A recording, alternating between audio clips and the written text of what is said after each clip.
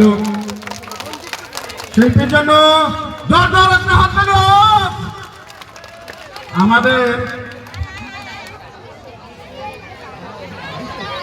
কমিটির তরফ থেকে শিল্পীকে 100 টাকা দিয়ে পুরস্কৃত করলেন গজেন চন্দ্র বর্মন। দর্শকবৃন্দুর কাছে বিশেষ অনুরোধ, আপনারা হাততালি দিয়ে শিল্পীদেরকে সাফল্যে মণ্ডিত করে তুলবেন। এরপর আমাদের আরো অনেক নৃত্য আছে। এবার মঞ্চে আসবেন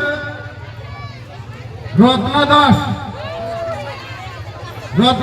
এবার মঞ্চে আসবেন রত্না দাস।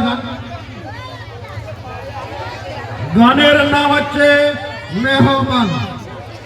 এবার মঞ্চে আসছেন রত্না বর্মন, গানের নাম মেহমান, রত্না দাস।